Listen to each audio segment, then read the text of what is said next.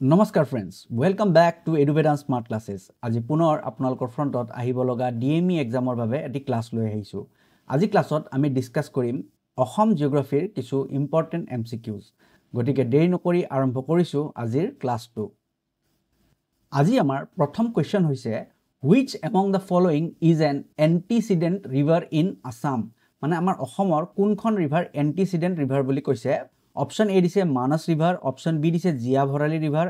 Option C দিছে ধনচিৰি river আৰু option D দিছে কলং ৰিভাৰ। এটা এন্টিসিডেন্ট ৰিভাৰ মানে কি? এনসাৰটো দিয়াৰ আগতে তো হেতু জানি ল'ব লাগিব। এন্টিসিডেন্ট ৰিভাৰ মানে এনেকুৱা কিছুমান ৰিভাৰ যিবোৰ নেকি মিলিয়নছ এণ্ড মিলিয়নছ অফ ইয়াৰ্ছৰ পৰা নিজৰ কোৰ্স ফলো কৰি আছে আৰু এতিয়ালৈকে মানে মিলিয়নছ অফ ইয়াৰ্ছৰ পৰা এতিয়ালৈকে কন্টিনিউ হৈ আছে। আমাৰ কি হৈ যায় কিছুমান ল্যান্ডমাৰ্ক কেতিয়াবা কি হৈ যায় আমাৰ ওপৰলৈ উঠি যায় বা কিছুমান তললৈ নামি যায় ডিউ টু মেনি জিওলজিক্যাল প্ৰসেসেস, কিন্তু steel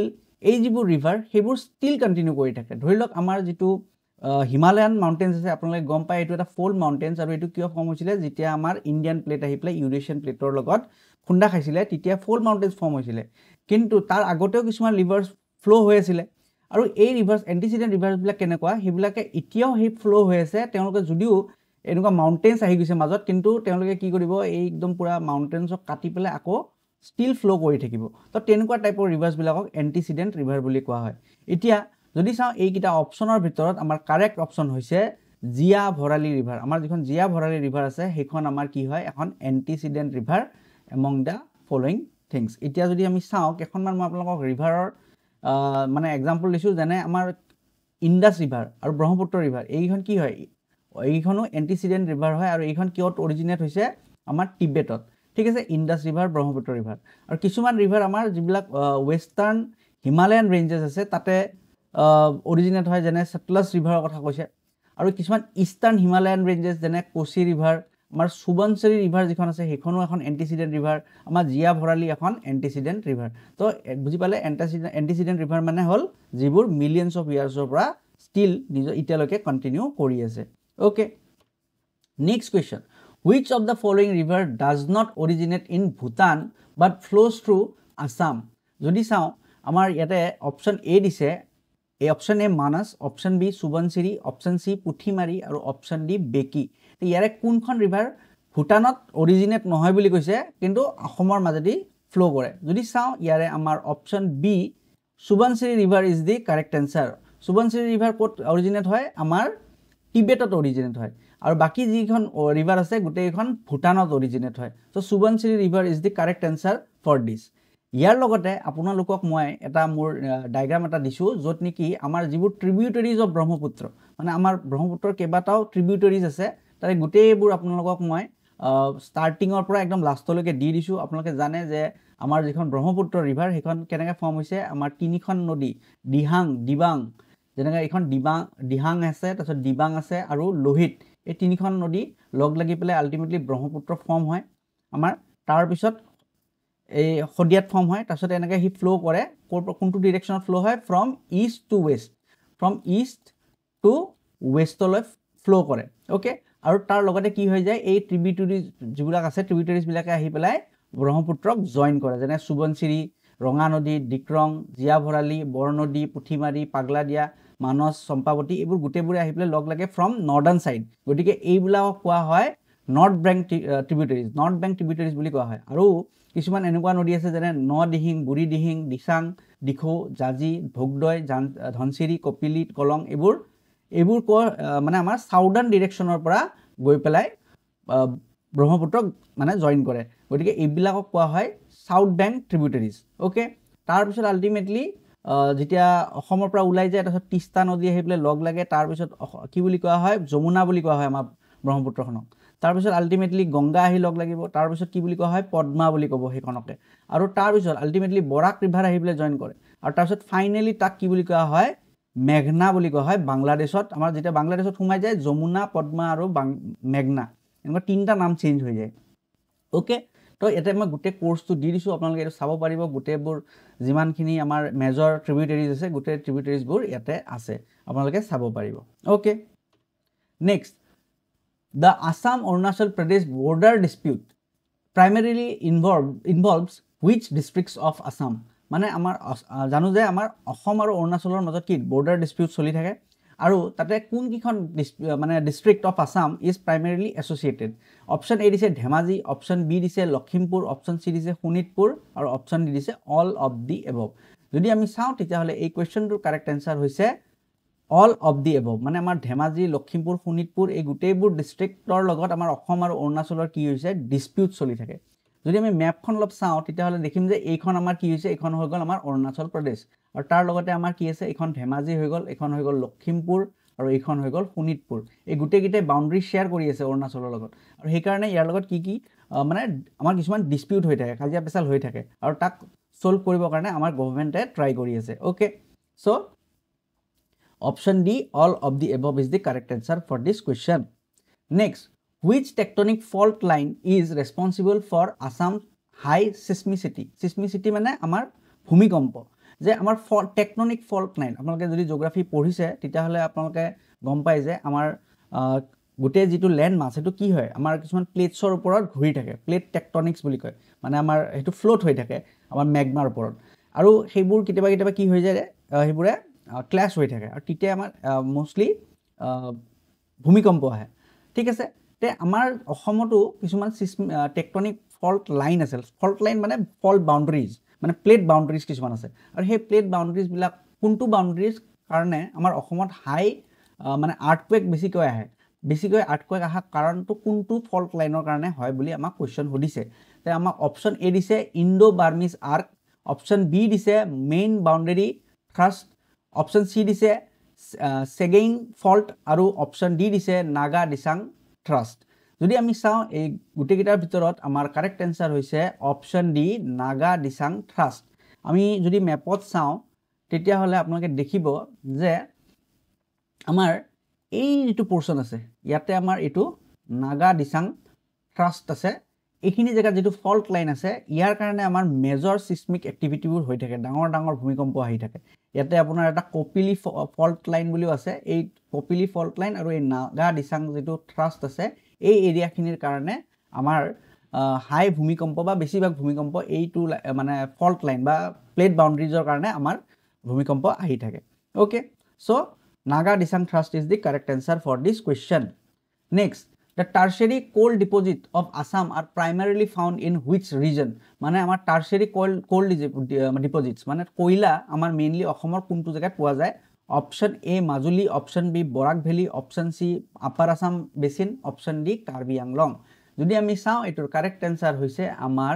option C upper Assam basin আমাৰ যিটো আপাৰ আসাম বেচিন আছে তাতে আমাৰ হাইয়েষ্ট কোল ডিপজিট পোৱা যায় মানে এইখিনি যিখিনি এৰিয়া আমাৰ ইয়াতে হাইয়েষ্ট কোল ডিপজিট পোৱা যায় ইয়াতে আমাৰ অবভিয়াছলি ইয়াতে আপোনালোকে জানে পেট্ৰলিয়াম নেচাৰেল গেছ এভৰিথিঙৰ কাৰণে ইয়াতে আমাৰ হাই ডিপজিট পোৱা গৈছে গতিকে ইয়াতে এইটোৱে this is the correct answer option C upper Assam basin has got the tertiary coal deposit ঠিক আছে prime okay next question what is the approximate length of the Brahmaputra river within Assam মানে আমাৰ ব্ৰহ্মপুত্ৰ ৰিভাৰৰ লেংথ সুধিছে অসমৰ ভিতৰত মানে এতিয়া আমি যদি চাওঁ তে ব্ৰহ্মপুত্ৰ ৰিভাৰখনটো ক'ত আছে টিবেটতো আছে অৰুণাচল প্ৰদেশত আছে অসমত আছে বাংলাদেশত আছে গতিকে আমাক গোটেইখিনি সোধা নাই আমাক সুধিছে অসমৰ ভিতৰত কিমান আছে এইটো কুৱেশ্যন সুধিছে অসমৰ ভিতৰত কিমান আছে যদি চাওঁ তেতিয়াহ'লে অপশ্যন এ দিছে 620 কিলোমিটাৰ্ছ অপশ্যন বি দিছে 725 কিলোমিটাৰ্ছ অপশ্যন চি দিছে 890 কিলোমিটাৰ্ছ আৰু অপশ্যন ডি দিছে আমাৰ 985 কিলোমিটাৰ যদি চাওঁ এইটোৰ কাৰেক্ট এনচাৰ হৈছে option B 725 kilometre is the correct answer মানে আমাৰ অসমৰ ভিতৰত 725 কিলোমিটাৰ লেংথ আমাৰ ব্ৰহ্মপুত্ৰ নদী বৈ থাকে okay next question the Barail ranges serves as a natural divide between which two regions মানে আমাৰ যিটো বৰাইল ৰেঞ্জ আছে সেইটোৱে কোন দুটা ৰিজনক ডিভাইড কৰিছে অসমৰ কোন দুটা ৰিজনক অপশ্যন এ দিছে Brahmaputra valley and the Barak valley option B দিছে Barak valley and Meghalaya plateau option C দিছে অৰুণাচল প্ৰদেশ এণ্ড আসাম আৰু অপশ্যন ডি দিছে নাগালেণ্ড এণ্ড আসাম যদি এইটো চাওঁ তেতিয়াহ'লে আমাৰ কাৰেক্ট এনচাৰ হৈছে option A Brahmaputra valley and Barak valley আমাৰ যিটো ব্ৰহ্মপুত্ৰ ভেলী আছে আৰু বৰাক ভেলী আছে তাক আমাৰ ডিভাইড কৰিছে কোনে বৰাইল ৰেঞ্জেছ যদি আমি চাওঁ এইটো আমাৰ হৈ গ'ল বৰাইল ৰেঞ্জেছ অ'কে এইটো বৰাইল ৰেঞ্জেছ এইখিনি যিখিনি পাৰ্ট আমাৰ এইখিনি হৈ গ'ল ব্ৰহ্মপুত্ৰ ভেলী আৰু এইখিনি যিখিনি পাৰ্ট হৈ গ'ল এইখিনি হৈ গ'ল আমাৰ বৰাইল মানে সৰি আমাৰ বৰাক ভেলী গতিকে এই যেটো বৰাইল ৰেঞ্জেস আছে এইটোৱে আমাৰ এই দুইটা ৰিজনক সেপাৰেট কৰে okay Next question. The inner line permit ILP system is not applicable to Assam. But which district of Assam was historically under ILP during the British rule? আপোনালোকে জানে যে ইনাৰ লাইন পাৰমিট আমাৰ কিছুমান state আছে যেনে অৰুণাচল প্ৰদেশ হৈ গ'ল নাগালেণ্ড হৈ গ'ল তাতে কি আছে আমাৰ ইনাৰ লাইন পাৰমিট আছে কিন্তু আমাৰ অসমতটো ইনাৰ লাইন পাৰমিট নাই কিন্তু আমাৰ যেতিয়া ব্ৰিটিছ ৰুল আছিলে হিষ্টৰিকেলি তেতিয়া আমাৰ অসমৰ এখন ডিস্ট্ৰিক্টত ইনাৰ লাইন পাৰমিট দিয়া আছিলে এখন কোনটো হয় সুধিছে option A Lakhimpur option B Dima Hasao option C Nagaon option D Kamrup যদি আমি চাওঁ এৰ কাৰেক্ট আনসাৰ হৈছে অপশন বি ডিমা হাছাওখন আগৰ পৰা এটা ট্ৰাইবেল বেল্ট আৰু এই ট্ৰাইবেল বেল্টৰ একচুয়ালি সংৰক্ষণৰ কাৰণে এই ইনাৰ লাইন পাৰমিট সিস্টেমটো আনা হৈছিল আৰু ডিউৰিং ব্ৰিটিছ ৰুল এই ইনাৰ লাইন পাৰমিটটো দিয়া আছিল আমাৰ ডিমা হাছাও ডিস্ট্ৰিক্টত okay next question Assam's only active petroleum refining region before independence was মানে আমাৰ ইন্ডিপেন্ডেন্সৰ আগত কোনটো পেট্ৰোলিয়াম ৰিফাইনাৰী আমাৰ অসমত এক্টিভ আছিল option A Digboi option B Numaligarh option C Bongaigaon option D Moran যদি আমি চাওঁ তেতিয়াহলে এটোৰ কাৰেক্ট আনসাৰ হৈছে অপশন এ ডিগবয় সবচেয়ে প্ৰথম আমাৰ ৰিফাইনাৰী যদি আমি চাওঁ এতে মই দি দিছো আপোনালোকক মানে কেইটা ৰিফাইনাৰী আছে আৰু কেনে কোন টাইমত এস্টাব্লিশ হৈছে আমি যদি চাওঁ ডিগবয় ৰিফাইনাৰী যেটো আছে হেতু 1901 তে এস্টাব্লিশ হৈছিল মানে বিফোৰ ইন্ডিপেন্ডেন্স তাৰ পিছত আমাৰ গুৱাহাটী ৰিফাইনাৰী হেতু হৈছে 1962 তাৰ পিছত বঙাইগাঁও ৰিফাইনাৰী 1979 ত আৰু আলটিমেটলি নিমলীগড় ৰিফাইনাৰী ইন 1999 ওকে তো এই ৰিফাইনাৰী কিটা এনেকুৱা ডেটত আমাৰ এস্টাব্লিশ হৈছিল গতিকে বিফোৰ ইন্ডিপেন্ডেন্স যেতিয়া খুদিছে তেতিয়ালে আমাৰ আনসাৰ হৈছে Digboi refinery okay Next question. Which major wetland in Assam is formed due to the tectonic activities? মানে আমাৰ wetlands মানে আপোনালোকে জানে যিবোৰ আমাৰ বিল থাকে হেতু কোনটোৰ কাৰণে মানে অসমৰ কোনটো বিল টেকটনিক এক্টিভিটি মানে এই মাত্ৰ কলো যেটো প্লেট টেকটনিক্স আমাৰ আৰ্থকুৱেকৰ কাৰণে কোনটো বিল সৃষ্টি হৈছিল সুধিছে অপশন এ দিছে দীপৰ বিল অপশন বি সোন বিল অপশন সি মাগুৰী বিল আৰু অপশন ডি চান্দুবি বিল যদি আমি চাওঁ এটোৰ কাৰেক্ট আনসাৰ হৈছে অপশন ডি চান্দুবি বিল আমাৰ মানে আৰ্থকুৱেকৰ পৰাহে সৃষ্টি হৈছিল সো যেটো নেকি আমি এটা টেকটনিক এক্টিভিটি বুলি কোৱা হয় তো চান্দুবি বিল was the wetland that was formed due to tectonic activity okay Assam's tea growing regions are primarily found in which physiographic unit আমাৰ যদি চাওঁ তেতিয়াহলে অসমৰ কোনটো physiographic unitত আমাৰ মেইনলি tea growing regions বিলাক আছে তে আমি যদি চাওঁ অপশন এ দিছে ভাবৰ বেল্ট অপশন বি পিডমন্ট জন অপশন সি টেৰাই জোন অপশন ডি ডিমা হাছাও তো এটো যদি কাৰেক্ট আনসাৰ চাওঁ আমাৰ অপশন বি পিডমন্ট জোন যেটো আছে হেতুতে আমাৰ টি গ্ৰোইং ৰিজনস বিলাক লোকেটেড আছে এটা পিডমন্ট জোন মানে কি বস্তু হয় এটা আমি জানো যে যিবিলাক আমাৰ ভেলিজ থাকে মেইনলি আমি ভেলিজৰ কথা জানো তে ভেলিজ বিলাক ফৰ্ম হোৱাৰ একচুয়ালি মেইনলি তিনটা ৰিজন থাকে এটা কিছুমানক কোৱা হয় ইৰোশনাল ভেলিজ মানে প্লেন ভেলিজ মানে মই প্লেনৰ কথা কৈছো ওকে প্লেন এই যে প্লেন এৰিয়া বিলাক মেইনলি কেনেকৈ ফৰ্ম হয় বিকজ অফ এটাটো হ'ব পাৰে ইৰোশন মানে এটা পাহাৰ আছিল হেতু খহি আলটিমেটলি গৈ পেলাই এটো এটা প্লেন এৰিয়া হৈ গল নেক্সট কি হৈ যায় ডিপোজিশনাল মানে ডিপোজিট মানে নদী বিলাকে আনি মাটি জমা কৰি আলটিমেটলি এটা ডিপোজিশনাল প্লেন বনায় আৰু নহলে কি হৈ যায় পিডমন্ট প্লেন মানে কি হয় এটো আমি এবাৰ বুজিব চেষ্টা কৰো এক সেকেন্ড আমাৰ ধৰি লওক এনেকে পাহাৰ আছে এনেকে পাহাৰবোৰ আছে এতিয়া এই পাহাৰৰ পৰা এটা নদী আহিছে এটো পাহাৰৰ পৰা এটা নদী আহিছে এটো পাহাৰৰ পৰা এটা নদী আহিছে এটো পাহাৰৰ পৰা এটা নদী আহিছে আৰু নদীবিলাক আহি পেলাই কি কৰে ইহঁতে ইয়াতে সেডিমেন্ট ডিপোজিট কৰি দিয়ে তলত আহি ওকে তো এটো নদীও আহি পেলাই এটা এনেকে আহি পেলাই সেডিমেন্ট ডিপোজিট কৰিছে এটো নদীও আহি পেলাই সেডিমেন্ট ডিপোজিট কৰিছে এনেকে কৰি পেলাই সেডিমেন্ট ডিপোজিট কৰে আহি পেলাই ওকে এতিয়া এইখিনি যিখিনি এৰিয়া এটা আমাৰ এটো এটা ডিপোজিশনাল প্লেন হৈ গল এটো এটা ডিপোজিশনাল প্লেন হৈ গল এটো এটা ডিপোজিশনাল প্লেন হৈ গল এটো এটা ডিপোজিশনাল প্লেন হৈ গল কিন্তু কোনোবা এৰিয়াত যত নেকি কন্টিনিউয়াসলি এনেকুৱা মাউন্টেনিয়াস এৰিয়া আছে তো তাতে ইফালৰ পৰা এটা নদী আহিছে এটো এটা নদী আহিছে এটো এটা নদী আহিছে যেটো নেকি আমাৰ অসমৰ ক্ষেত্ৰত প্ৰযোজ্য যে এনেকুৱা পাহাৰৰ পৰা এনেকুৱা নদী যেনে আপোনাক অলপ আগতে দেখাইছো যে ব্ৰহ্মপুত্ৰখনত কি এটাৰ পিছত এটা ট্ৰিবিউটাৰিজ আহি পেলাই লগ লাগিছে তো তেনেকুৱা যদি হয় তেতিয়া এই গোটেই নদীবোৰে আহি পেলাই ইয়াতে এটা ডিপজিশ্যনেল প্লেন এইটো এটা ডিপজিশ্যনেল এই গোটেইবোৰ এটা আল্টিমেটলি একে লগ হৈ পেলাই এটা পুৰা ৰিজন বনি যায় ডিপজিশ্যনেল প্লেনৰ ওকে এটা জোন বনি যায় আৰু এই টাইপৰ জোনবিলাকক কোৱা হয় পিডমন জোন বুলি ঠিক আছে পিডমন জোন বুলি কোৱা হয় মানে গোটেইখিনি লগ লাগি পেলাই এটা লম্বা ষ্ট্ৰেচ এটা হৈ গৈছে প্লেনৰ which is made from the deposit from the rivers okay তো এটুকে কয় পিডমন জোন বুলি okay okay তো এটু option B piedmont zone is the correct answer for this question next the Kopili river is geologically significant because আমাৰ যেটো Kopili river আছে হেতুৰ main significance কি হয় হুদিছে option A it originates in the Naga hills option b it flows through an active seismic zone option C it has high uranium concentration option D it has largest tributary of the it is the largest tributary of the Brahmaputra যদি আমি চাও তেতিয়া হলে এটোৰ correct answer হৈছে option C it has high uranium concentration আমাৰ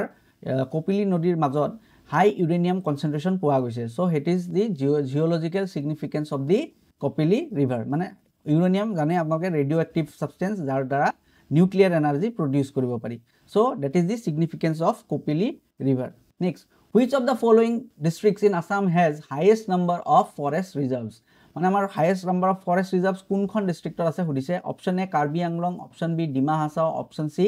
Lakhimpur option D Kokrajhar যদি আমি চাও তেতিয়ালে এটোৰ কাৰেক্ট आंसर হৈছে option A Karbi Anglong has the highest number of forest reserves okay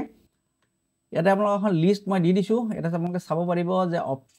number 1 ত আমাৰ কাৰ্বি আংলং আছে তাতে 26 খন ৰিজাৰ্ভ ফৰেষ্ট আছে নাম্বাৰ 2 ত আছে কামৰূপ 21 খন ৰিজাৰ্ভ ফৰেষ্ট কাছাৰ এনেকা কৰিবলে বাকি গোটেই ডিস্ট্ৰিক্টবোৰ দিয়া আছে আপোনালোকে চাই লব ওকে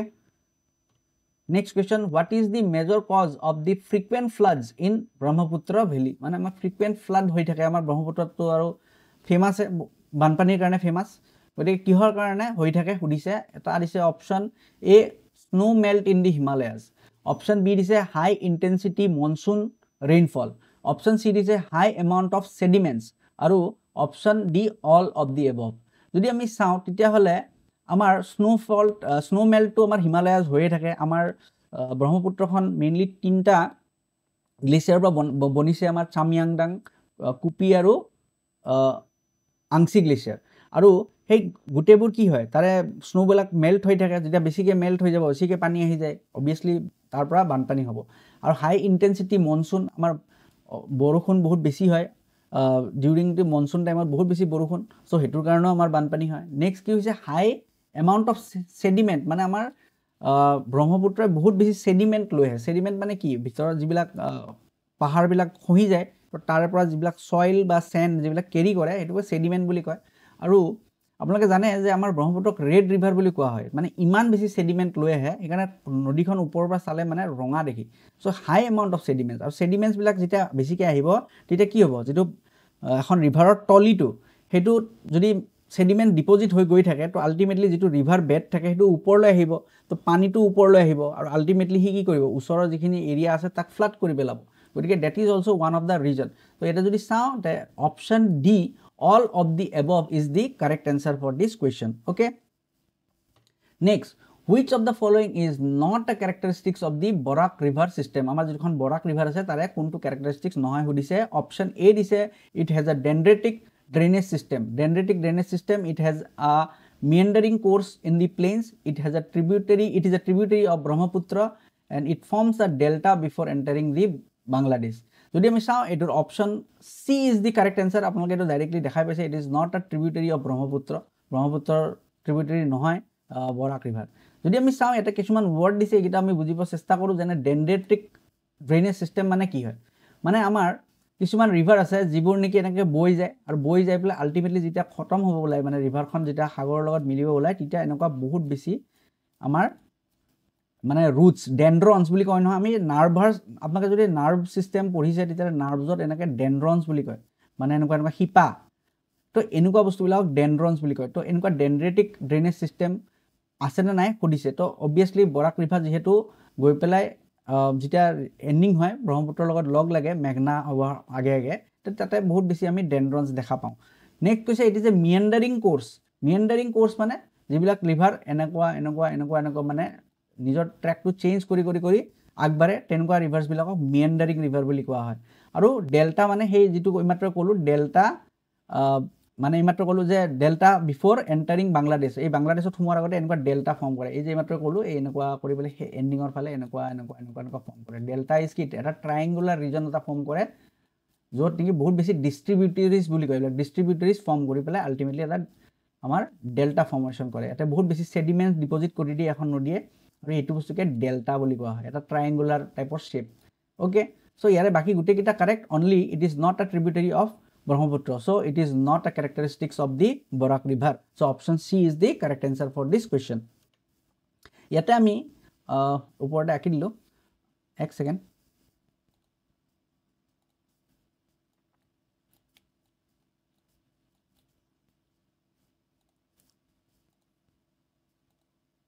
এটা যদি চাও আমি মই কি দিছো এটা ট্ৰিবিউটাৰিজ অফ দি বৰাক ৰিভাৰ কিছুমান দি দিছো যাতে আপোনালোকৰ সহজ হয় পঢ়িবৰ কাৰণে এতেও আমাৰ নৰ্থ বেংক ট্ৰিবিউটাৰিজ আছে আৰু সাউথ বেংক ট্ৰিবিউটাৰিজ আছে আমাৰ নৰ্থ বেংক ট্ৰিবিউটাৰিজ অফ যদি আমি বৰাক চাও তেতিয়ালে জিৰি সিৰি মডমুৰা জাতিংগা মৰংগা এইখন কি হয় নৰ্থ সাইডৰ পৰা ফ্লো হয় মানে এনেকুৱা নৰ্থ সাইডৰ পৰা ফ্লো হয় টু বৰাক ৰিভাৰ আৰু এইগিটা হৈ গল সাউথ বেংক ট্ৰিবিউটাৰিজ মানে সাউথৰ ফালৰ পৰা ফ্লো হয় আৰু যেনে সোনাই रुकनी घागरा कथाकल धलेश्वरी सिंगला और लंगाई এইখন হৈ গল সাউথ বেংক ট্ৰিবিউটাৰিজ অফ বৰাক তো এইবিলাক কোৱেশ্চন আহিব পাৰে সেই কাৰণে মই আপোনালোকক দি দিছো এইবোৰ কোৱেশ্চন এপিএসসি পৰীক্ষাত খুব বেছিকে সুধে তো আপোনালোকে এইটো জানি থোৱাটো ভাল আৰু এটা বস্তু আপোনালোকে দেখিব পাৰে যে ৰাইট আৰু লেফট বুলিও দিছো হেতুটো আপোনালোকে কনফিউজ নহব যে ৰাইট বেংক ট্ৰিবিউটাৰিজ আৰু এফালে ৰাইট বুলিও লিখিছো এফালে নৰ্থ বুলিও লিখিছো তাৰ মানে কি এটা ৰিভাৰ এটা কেনেকুৱা এটা ডাইৰেকশনত ফ্লো হয় ঠিক আছে ৰব আপোনাক বুজাই দিছো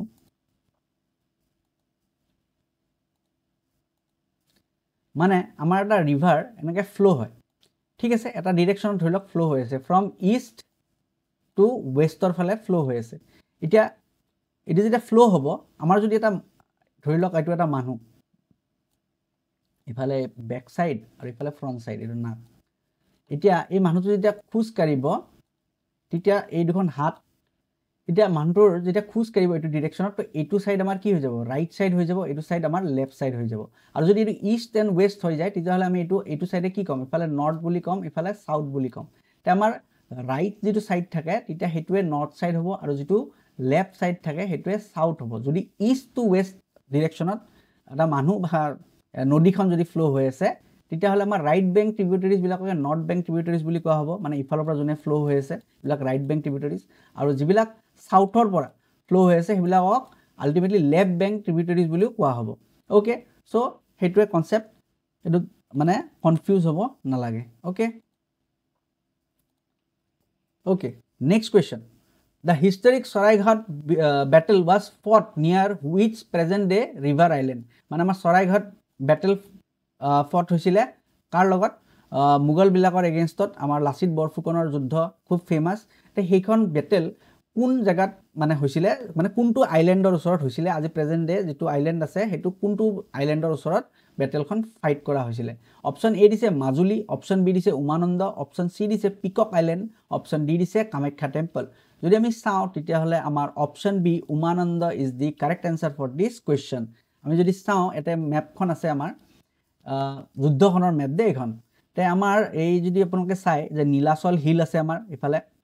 ফটাচিল হিল আছে ইফালে ইটাখুলি হিলস আছে ইফালে আমাৰ অশ্বক্লান্ত আমাৰ নৰ্থ গুৱাহাটীত আছে তো ইয়াতে মাজত আমাৰ এই যুদ্ধখন হৈছিল ইয়াতে দেখিছেনে এইখিনি নেভেল ব্যাটেল বুলি দিছে যে এইখানে ইয়াতে আমাৰ যুদ্ধ হৈছিল এইখিনি জায়গাত মেইন যুদ্ধখন আৰু সেই তাৰে ওচৰতে আমাৰ এই যে উমানন্দ আইল্যান্ড আজি প্ৰেজেন্ট ডে উমানন্দ আইল্যান্ড বুলি কওঁ যে আমি এইটো এতে ওচৰতে আছিল so this is the answer Umananda is the island that was present when the battle of Saraighat was fought okay next question what makes Brahmaputra river a rare river in the world মানে আমাৰ ব্ৰহ্মপুত্ৰ ৰিভাৰখন এখন rare river কিয় হয় option এ দিছে it's a transboundary river option B দিছে it's exhibit both braided and meandering course মানে meandering pattern option C দিছে it is a rare river that changes its gender in Bangladesh আৰু option D দিছে all of the above যদি আমি চাও তেতিয়া হলে আমাৰ ব্ৰহ্মপুত্ৰ ৰিভাৰখন এখন ট্ৰান্স বাউণ্ডাৰী ৰিভাৰ হয় কাৰণ কিয় ব্ৰহ্মপুত্ৰ ৰিভাৰখন ইনিচিয়েলি ষ্টাৰ্ট হয় ক'ৰ পৰা টিবেটৰ পৰা আহি পেলাই আল্টিমেটলি অৰুণাচল হৈ পেলাই আমাৰ ইণ্ডিয়াত সোমাই পেলাই মানে অসমত সোমাব অসমৰ পৰা তাৰপিছত আকৌ বাংলাদেশ গুচি যাব তো এখন ট্ৰান্স বাউণ্ডাৰী মানে যিখন বেলেগ বেলেগ দেশত পৰা মানে দেশত ফ্ল' হয় তো তেনেকুৱা ৰিভাৰবিলাক কি কয় ট্ৰান্স বাউণ্ডাৰী তো ব্ৰহ্মপুত্ৰখন হয় so' it is correct it exhibits the braided and meandering braided মানে কেনেকুৱা হয় কেনেকুৱা ৰিভাৰ্ছ মানে কিছুমান ৰিভাৰ এনেকুৱা থাকে যে এনেকৈ গৈ আছে মাজত কিবা আকৌ এটা আইলেণ্ড আহি গ'ল এনেকুৱা দুই ভাগ হৈ গ'ল আকৌ ফ্ল' হ'ল আকৌ এটেকোৱাত আহিলে আকৌ কিবা আইলেণ্ড থাকিলে এনেকৈ আকৌ কাট খালে এনেকৈ গ'ল এনেকুৱা টাইপৰ ৰিভাৰ আৰু ক'ৰবাত নদীখন বহুত বেছি বহল ক'ৰবাত আকৌ মানে বহুত নেৰ' তো এনেকুৱা টাইপৰ কেৰেক্টাৰ্ছ যিবিলাক ৰিভাৰে দেখায় সেইবিলাক ৰিভাৰক ব্ৰেডেড ৰিভাৰ বুলি কয় আৰু মিয়েণ্ডাৰিং মানে যিবিলাকে একদম এনেকুৱা কৰি পেলাই আহে তো এনেকুৱা অবভিয়াছলি আমাৰ ব্ৰহ্মপুত্ৰখনটো আপোনালোকে জানে যে টিবেটৰ পৰা যেতিয়া ষ্টাৰ্ট হয় ব্ৰহ্মপুত্ৰ ৰিভাৰখন তেতিয়া সেইখন ইনিচিয়েলি কোনফালে আহে একদম ইষ্ট টু ৱেষ্ট নহয় চৰি ৱেষ্ট টু ইষ্টৰ ফালে মুভ কৰি থাকে তাৰপিছত আহি পেলাই নামচা বৰ্ডাৰৰ পৰা সি পৰা টাৰ্ণ লয় তাৰপিছত আকৌ অসমত সোমায় আৰু তাৰপিছত এনেকৈ গৈ আল্টিমেটলি সি বাংলাদেশত ড্ৰেইন হয় তো খুব বেছি মিয়েণ্ডাৰিং মানে চেঞ্জ ইজ কোৰ্চটো চেঞ্জ কৰি থাকে ডিৰেকশ্যনটো চেঞ্জ কৰি থাকে তো এইটো কাৰেক্ট হয় নেক্সট হৈছে it is a rare river that changes is gender তো জেণ্ডাৰ চেঞ্জ হয় জেণ্ডাৰ চেঞ্জ হোৱা মানে কি ব্ৰহ্মপুত্ৰ মানে কি পুত্ৰ মানে হ'ল ছান মানে ইটছ এ মেল পুত্ৰ মানে মেল হয়নে আমাৰ যেতিয়া ইণ্ডিয়াত থাকে তাক ব্ৰহ্মপুত্ৰ বুলি কোৱা হয় মানে ব্ৰহ্মাৰ পুত্ৰ মানে এটা ছান মানে এটা মেল কিন্তু যেতিয়া সি বাংলাদেশত সোমাই যায় তেতিয়া তাৰ নাম কি হৈ যায় যমুনাটো কি হয় এটা ফিমেল নেম হয়নে যমুনা পদ্মা মেঘনা এই গোটেইকেইটা ফিমেল নেম মানে ইণ্ডিয়াত থাকোঁতে ব্ৰহ্মপুত্ৰখন মেল কেৰেক্টাৰিষ্টিক্স মানে ডিফাইন কৰা হৈছে আৰু যেতিয়া বাংলাদেশত গুচি যায় এটা ফিমেল কেৰেক্টাৰিষ্টিক্স ডিফাইন কৰা হৈছে চ' সেইকাৰণে কৈছে যে it changes is gender in Bangladesh তো ইয়াৰে গোটেইকেইটা যদি চাওঁ তেতিয়াহ'লে গোটেইকেইটা অপশ্যনে correct so' option D all of the above is the correct answer for this question The Assam, next question day. The Assam earthquake of 1950 led to which significant geographical change? The option A is a Brahmaputra's course shifted permanently. Option B is a formation of Majuli Island. Option C is a creation of new hot spring in Upper Assam. Or option D is a disappearance of the Chandubi bill. যদি আমি চাওঁ অসমৰ যিটো এটা বিৰাট ডাঙৰ earthquake হৈছিলে 1950 তাৰ দ্বাৰা কোনকেইটা চেঞ্জ অনা হৈছে Brahmaputra's course shifted permanently formation of Majuli island creation of new hot springs in upper Assam আৰু disappearance of the Chandubi Beel যদি চাওঁ ইয়াৰে অপশ্যনৰ A will be the correct answer মানে আমাৰ যিখন ব্ৰহ্মপুত্ৰ আছিলে তাৰ যিটো কোৰ্চ আছিলে মানে ডিৰেকশ্যন যিটো ফ্ল' হৈ আছিলে সেইটো কমপ্লিটলি চেঞ্জ হৈ পেলাই এটা বেলেগ এটা নতুন ডিৰেকশ্যনত ফ্ল' কৰা ষ্টাৰ্ট কৰিছিলে বাকী মাজুলী আইলেণ্ড বা এইবিলাক কাৰেক্ট নহয় ডিছএপিয়াৰেঞ্চটো চান্দুবি বিলটো উল্টা বনিছিলহে কিন্তু মানে 1950 বনা নাই এইটো 1889 বনিছিলে আৰু বাকী হট স্প্ৰিঙো বনা নাই গতিকে option A Brahmaputra's course shifted permanently is the correct answer for this question next the region with highest elevation in Assam is located highest elevation মানে কোনটো সবচে ওখ জেগা সুধিছে option A Karbi Anglong option B Barail ranges option C Dima Hasao option D is ইয়ৰ north Cachar hills যদি এইটো চাওঁ আমাৰ কাৰেক্ট এনচাৰ হৈছে বৰাইল ৰেঞ্জেছ সবচে হাইয়েষ্ট ৰেঞ্জ হয় আমাৰ অসমৰ next question which one of the following national park has both eastern Himalayan biodiversity and Indo Burmese biodiversity ইয়াৰে কোনখন নেশ্যনেল পাৰ্কত এই দুইটা বায়'ডাইভাৰ্চিটি আমি দেখিব পাওঁ option A Kaziranga option B Manas option C Dibru Saikhowa আৰু অপশ্যন ডি নামেৰি যদি আমি চাওঁ তেতিয়াহ'লে আমাৰ মানস নেশ্যনেল পাৰ্কত আমি বহুত ইষ্টাৰ্ণ হিমালয়ান বায়'ডাইভাৰ্চিটিও দেখা পাওঁ আৰু ইণ্ডো বাৰ্মিজ বায়'ডাইভাৰ্চিটি মানে যিবোৰ লাইফ ফৰ্মছ মানে এনিমেলছ বা গছ গছনি ইষ্টাৰ্ণ হিমালয়ান এৰিয়াছবিলাকত পোৱা যায় সেইবোৰ মানসত পোৱা যায় আৰু যিবোৰ ইণ্ডো বাৰ্মিজ ৰিজনছবিলাকত যিবোৰ লাইফ মানে পোৱা যায় সেইবোৰ আমাৰ মানসত পোৱা যায় মানে দুইটা টাইপৰে বায়'ডাইভাৰ্চিটি আমি মানসত দেখা পাওঁ অ'কে আমাৰ কিছুমান নেশ্যনেল পাৰ্কৰ নাম মই আপোনালোকক দি দিছোঁ যিখন নেশ্যনেল পাৰ্ক আছে আমাৰ বৰ্তমান 8খন নেশ্যনেল পাৰ্ক আছে আৰু নেশ্যনেল পাৰ্ককেইখনৰ নাম আপোনালোকক দি দিছোঁ আমাৰ যিখন প্ৰথম নেশ্যনেল পাৰ্ক আছিলে সেইখন আছিলে কাজিৰঙা নেশ্যনেল পাৰ্ক এখন আমাৰ গোলাঘাট নগাঁও আৰু কাৰ্বি আংলঙত অৱস্থিত এখন ফৰ্মেশ্যন হৈছিলে 1974ত নেক্সট আমাৰ মানস নেশ্যনেল পাৰ্ক বাক্সা আৰু চিৰাং ডিষ্ট্ৰিক্টত অৱস্থিত ইয়াৰ অফ ফৰ্মেশ্যন কি হয় 1990 নেক্সট আমাৰ কি হয় ডিব্ৰু সাইখোৱা নেশ্যনেল পাৰ্ক ডিব্ৰুগড় আৰু তিনচুকীয়াত অৱস্থিত আৰু ইয়াৰ অফ ফৰ্মেশ্যন কি হৈছে 1999 তাৰপিছত নামেৰি নেশ্যনেল পাৰ্ক শোণিতপুৰত আৰু 1998ত ফৰ্মেশ্যন হৈছিলে তাৰপিছত Orang national park also known as Rajiv Gandhi আজিকালি ৰাজীৱ গান্ধী নেশ্যনেল পাৰ্ক বুলি নকয় ওৰাং নেশ্যনেল পাৰ্কে হয় দৰং আৰু শোণিতপুৰত অৱস্থিত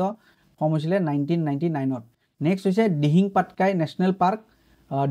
ডিব্ৰুগড় আৰু তিনচুকীয়াত ফৰ্মেশ্যন হৈছিলে 2021ত আৰু ৰাইমনা নেশ্যনেল পাৰ্ক কোকৰাঝাৰত আছে আৰু 2021ত এইটো অলপমান উল্টা হ'ব একচুৱেলি দিহিং পাটকাইখন 7ত আহিব ৰাইমনাখন 6ত যাব ঠিক আছে আৰু আমাৰ লেটেষ্ট যিখন নেশ্যনেল পাৰ্ক সেইখন হৈছে চিখনা জালাও নেশ্যনেল পাৰ্ক কোকৰাঝাৰ ডিষ্ট্ৰিক্ট আৰু এইবাৰ এইটো বছৰতে সেইখন ডিক্লেয়াৰ কৰা হৈছে গতিকে এইখন নেশ্যনেল পাৰ্ক আপোনালোকে চাই যাব নামকেইটা ইম্পৰ্টেণ্ট আৰু স্পেচিয়েলি এইবাৰ চিখনা জালাও যিহেতু ফৰ্মেশ্যন কৰা হৈছে তো এইটো কুৱেশ্যন ইম্পৰ্টেণ্ট হৈ যাব পাৰে তো এইখিনি আছিলে আজিৰ ক্লাছত এই গোটেইকেইটা কুৱেশ্যন আপোনালোকৰ কাৰণে খুবেই ইম্পৰ্টেণ্ট হ'বলৈ গৈ আছে আশা কৰোঁ আপোনালোকে টপিকটো বুজি পাইছে আৰু